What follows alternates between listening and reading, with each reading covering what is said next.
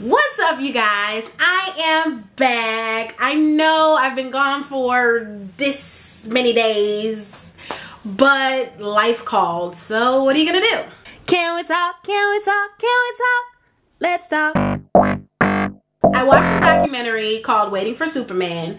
It is about the United States public school system. It follows 5 students trying to get into charter schools by entering into lotteries. The first student is coming from a private school. Her mom is a single parent and she cannot afford the private school anymore.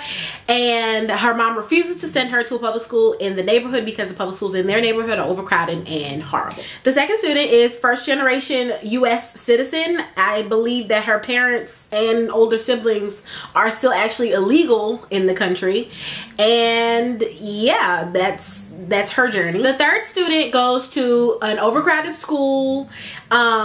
He is a smart boy, but he gets fidgety in class because the school that he goes to is not challenging him enough, so he's being labeled as a bad child when he's really not. The fourth student is being raised by his grandmother. I believe that one or both of his parents are either in jail or junkies.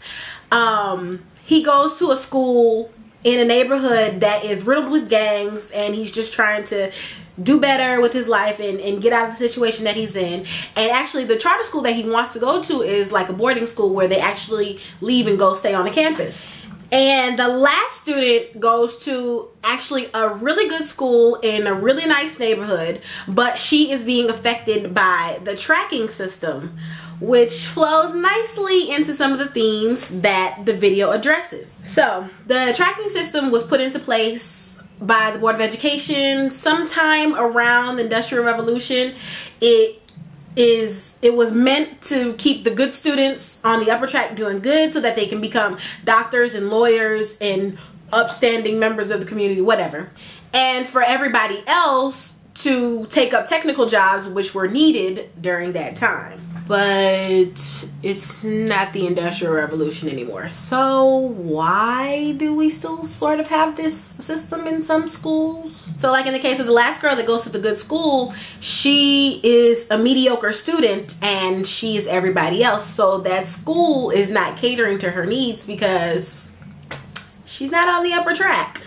It also talks about the No Child Left Behind policy, which I think is one of the stupidest ideas ever because it ends up focusing on the slower kids and then the kids in the middle end up getting left behind. So it's like, the documentary also talks about something that they call the Dance of the Lemons, which is a result of teachers getting tenure and the tenure making it difficult, not impossible, for the teachers to be fired even if they're bad teachers. So what the principals in some school districts end up doing is getting together and say, hey, I have these 3 bad teachers, lemons. Let me switch them out for your 3 bad teachers and see if, you know, we can't fix our problems. So that's just crazy. The documentary also mentions the increasing number of youths going to prison and how the money that it takes for living expenses for a prisoner for 1 year could fund a child from grades K through 12 at a private school. Really? The main topic, I think, in this documentary is charter schools, and whether intentionally or unintentionally, they're being glorified in this movie for reasons like they have a 90% success rate, they have smaller class sizes, they have innovative teachers, and they have an updated curriculum. What's not to love, right? This is where I start to feel like I'm being lied to and told the truth all at the same time. Like somebody telling you they're going to give you $1 million. Never. The documentary tells you very quickly that only 1 in 5 charter schools are doing better than public schools. Their teachers don't have to be certified. The charters that are doing well rarely take special education students, students with disabilities, and students with IEPs, which my brother has because he is autistic.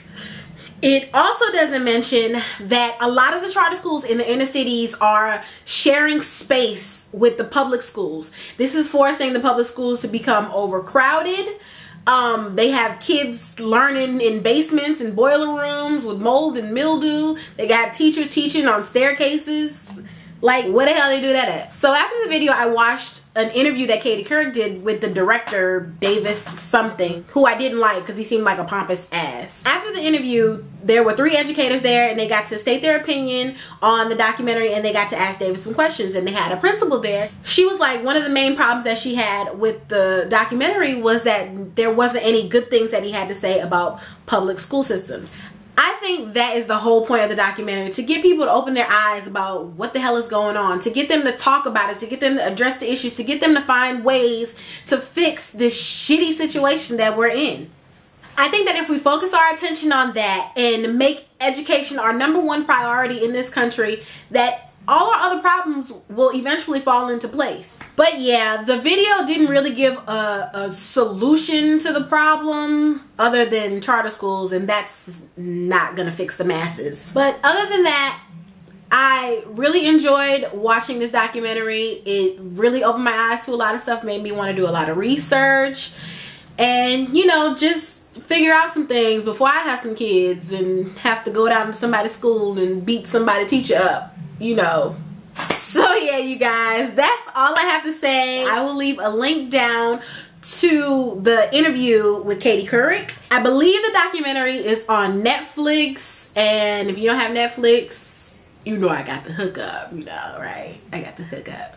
I'm just kidding. Just find somebody who has Netflix and borrow their password just to watch the documentary, because it's really something that everybody needs to watch. So yeah, if you have any questions, comments, concerns, leave them down below in my belly, and I'll talk to you guys later. Bye.